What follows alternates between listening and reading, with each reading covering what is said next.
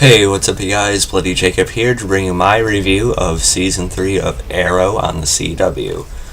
I got the Blu-ray copy right here, and it's been a while since I talked about this show. I did reviews on the first two seasons, and I sort of stopped watching for a little bit. But, I did overall really like the first two seasons of Arrow. I would often say that, if you compare it to, shows like Daredevil or something, it's not quite the same thing, but I think both types of shows can be enjoyed for their own merits, and I think Arrow can be a very, very good show on its own. I never really got into The Flash or anything like that, but Arrow has been a show that's been able to keep my attention, at least to a certain extent, and as I continued to watch the show, I always heard about how bad Season 3 ended up being, or how much of a drop in quality there was in Season 3 compared to the first two seasons. So I was a little bit, hesitant to go into it, but at the same time, people say that about every show. They always jump on the show's back about how it gets worse with each season. Any show that has any popularity whatsoever, you have people, making complaints like that. And I'm happy to say I actually thought Season 3 of Arrow was a very good season. I liked it a lot. There are even some things I enjoyed about it more than the first two seasons in certain ways, which I didn't really expect. I didn't think it was going to be as bad as people were saying, but I didn't think I'd actually like it more than some of the first two. But with saying that, there was some stuff that didn't quite work as well as they wanted it to in Season 3. I'm not going to be able to go into every episode or anything. I'm not going to make this be 20 or 30 minutes long or anything like that. One of the main gripes I heard about the season, though, was the Felicity stuff and the Olicity stuff coming to fruition a little bit more. And the Felicity stuff this season, yeah, it's just not that good. Felicity is definitely the weakest part of the show, and it really becomes apparent in this season. I would have been fine if they kept Felicity as sort of a supporting character, if they never really had her and Oliver develop a relationship. I think that would have been better.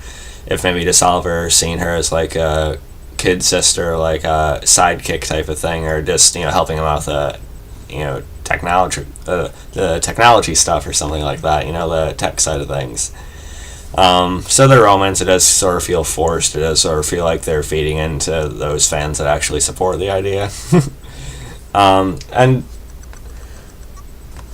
just the Felicity character in general, she's just written really oddly sometimes. She can be very hypocritical or condescending.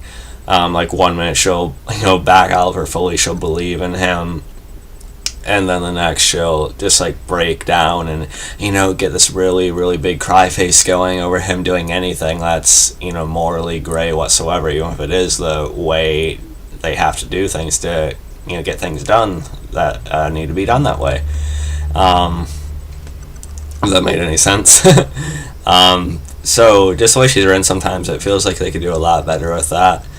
There are times where she's nice and more supportive and such, but it just flip-flops really weirdly at other points. But other than that, I thought there was a lot to enjoy about this season, As far as the League of Assassins go, I actually really liked that storyline. I thought it brought a heightened sense of importance to the season. The guy who played Ra's al Ghul, let me get his name real quick.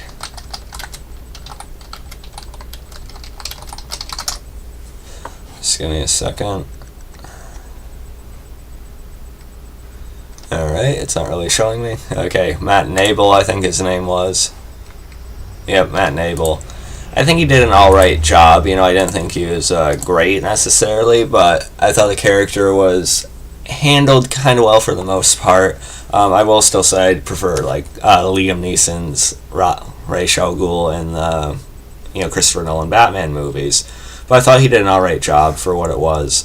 But I like the rush that the League of Assassins storyline had, and then we also had But despite that, there were some. I thought they could have done a little bit more with the League of Assassins potentially. I think they could have gone a little bit deeper into it.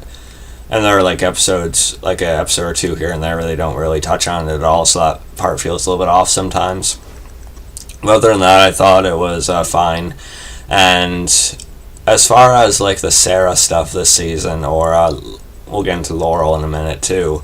But Sarah is killed off, towards the beginning of the season. Sarah, she became one of my favorite. She's probably my favorite character on the show besides Oliver himself. And I knew her death was coming along. I had heard the spoiler quite a while ago.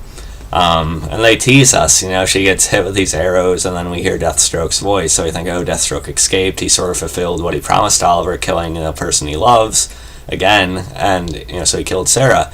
And throughout that, we're trying to figure out, they're trying to figure out who murdered Sarah. It's just kind of awkward the way they executed that, though, because they wait like episodes and episodes before you really find out anything about it. So that felt a little bit weird. It felt like there would have been more of a rush to, get that taken care of. And then the payoff for it, I thought, was a little bit anticlimactic as well.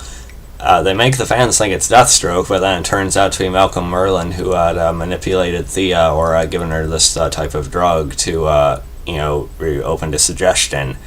And she was actually the one that killed Sarah. Sarah wasn't expecting it from her, so of course that's why she got hit so many times.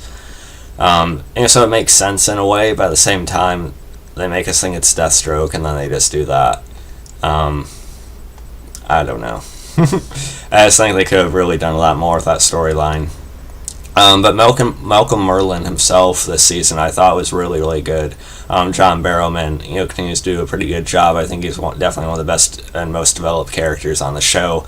Like I said, along with Oliver, Sarah, and Laurel to a certain extent, maybe. I still really liked him this season, and his sort of what's the word I'm looking for? And this sort of his angle in the whole League of Assassins storyline, I thought worked pretty well. And we could see more of him and Thea's relationship develop a little bit more, especially on Ra's attacks her, and the Steel is made, to resurrect her in the Lazarus pit, or heal her in the Lazarus pit anyway, because I don't think Thea was fully dead. Of course, that changes her a bit, makes her more aggressive, or have these like bursts of violence and things like that. But while we're talking about that, one of the best episodes of the season was The Climb. It was around the mid-season. It's where Oliver has this one-on-one with Ra's al Ghul on top of the mountain, and it just had a really good tone to it. There wasn't any like big action music during that scene. It was just quiet and very like empty. I really like the atmosphere to it, and that's when Ra's al Ghul actually ends up stabbing Oliver through the chest area, and Oliver falls down the mountain. So I thought that was a really good episode. Of course, we know that Oliver wasn't going to be dead. Although believing that he survived that stab, let alone the fall, was a bit hard to buy into, because I thought they were going to use Lazarus Pit on him. It would have been interesting seeing Oliver deal with the effects of that. But somehow he actually did survive. And I guess, there are supernatural elements out there. Like, I know Constantine's coming into season 4 and everything. So I guess it makes sense that there could be this true prophecy of Oliver being the chosen one that does survive it for some reason. So I guess you can kind of suspend your disbelief, for that to a certain extent. But I still thought it was a good episode. Definitely one of the best of the season. And also I liked the intensity brought in when the Arrow's identity is actually revealed. I liked the manhunting for him. I thought that was all pretty, I don't know if I want to say nail-biting, but it was still really cool to watch. I thought that finally happened. And it's been a long time coming for Quentin, to find things out like that. And we find out that he sort of had that idea in his head, but when he seen that the Arrow was doing good, it didn't really matter to him as much who he was. And sometimes they can be a bit too back and forth with Quentin Lance as well, from turning him against the team, to sort of making him trust him and things like that. I think they go back and forth with that a little bit too much. Same thing with his relationship with Laurel, but I still really like Paul Blackthorne's work. So I thought that was all pretty good, although again the payoff of having Roy take the fall for Oliver, I thought that sort of got swept under the rug a little bit too quickly in a way. With the Roy going off, having to create this new identity and everything, I thought that was a felt like a bit of a cop-out to a certain extent, but at least Quentin was, still aware that Oliver is the Arrow, so I still liked it. I just think they could have done it a little bit differently to wrap it up. I also like Nessa quite a bit this season, just seeing how much she cared for Sarah and the time she spent with Laurel as well. And Laurel herself, this is probably her best season, really, because we see her trying to take off the mantle of the Black Canary. We see her training with Grant, and I like that they didn't just make her this really capable fighting machine right away. Like she gets stabbed, she gets cut when she goes after even just like a robber or something like that. Grant's able to teach her some boxing tactics, but it's not until she starts spending more time with Nessa, who is a very high-ranking member of the League of Assassins. She starts training her, and then you can sort of buy into her going out in the field with the others a little bit more. So I like the progression of that. I like that it wasn't rushed too much. So I think this probably was the best season for Katie Cassidy's character. And then the final part of it, towards the end, of course, Ra's al Ghul wants Oliver to, be the next Ra's al Ghul. And, it sort of reminds me of some of the Batman stuff, but, I still really like the Oliver character, so I don't care if they mix in a little bit of Batman into him or not, because I love Batman too, so cool. But, that part is pretty good. I mean, I did like Oliver and Ra's al Ghul's final fight, on the dam area, I think it was, or somewhere like that. And Oliver actually killing him in the end, putting him down, I thought was good and needed. I'm glad they didn't find a way around that. But before I forget, I also want to talk about Deathstroke. He did actually appear this season. When Oliver had taken Thea to the island to sort of train her as at least to a small extent of what he experienced when he was there. Malcolm Merlin actually released Slade Wilson on the island to test them. So I did like seeing Manu Bennett again. I know Joe Magnolia or whatever is going to be playing Deathstroke in the DC Cinematic Universe, but I much prefer Manu Bennett. I can't see Magnolia doing any better. So it was good to see him again, but at the same time, again, wasted potential with that. They should have actually had him be a part of that Sarah storyline, and just to see him just brought down in the first and only episode he's actually in felt a little bit cheap. Like I said, although I like the League of Assassins stuff this season, I still think Deathstroke on the show is our best singular villain. Although I think the League of Assassins storyline was overall superior, especially to the Sebastian Blood part of it in season 2. But Deathstroke is still our overall best individual antagonist character, I think. So I feel like they wasted him a little bit this season, and it's weird. I've heard they haven't really brought him back yet, so why, I don't know, it's weird. Anyway, and the season definitely ends off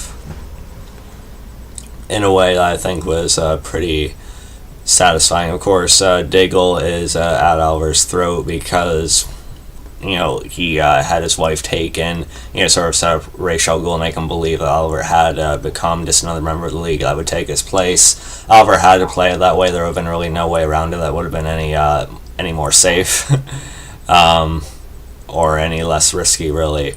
And into season 4 now, I've watched 3 episodes of season 4 now. I've kind of dragged out the Diggle stuff a little bit. But I still thought it was fine, and I like the Flash's appearance in the season as well. Again, although I never really got into the Flash show too much, I do enjoy his guest appearances on here. I think he's fun as a guest star. I just don't know if I want to watch a whole series about him. So I really like that as well. And I almost started talking about season 4 because in season 4 they, spoilers, skip ahead a minute in this video if you don't want to hear me talk about it, but they do resurrect Sarah in season 4, and that of course leads into the Legends of Tomorrow, which I am excited to start watching because I like Sarah so much and she's one of the main leads on that. So I'm very excited to see more of her in season 4 and how that leads into it. But so overall I did think this was a good season, despite some weaknesses in execution and the Felicity stuff, which is just really, really weak at times and bothersome. I still thought it was a very fine season all around. It's far from awful. It's far from as bad as what people said it was.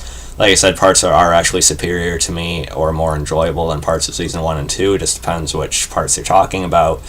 And if I had to rate this season, I'd rate it like a B plus, actually. I think it was a very enjoyable one. Right around the same level as the first 2 seasons, really, overall, in the end, to me. But yeah, let me know what you guys thought about it. You can follow me on Facebook, Twitter, subscribe, and I'll be posting my review of the original Season 4 premiere late tonight. I am working, so I will have to watch it when I get home, but it'll still be out very late tonight, so look forward to that. And I'll catch you guys next time. Peace.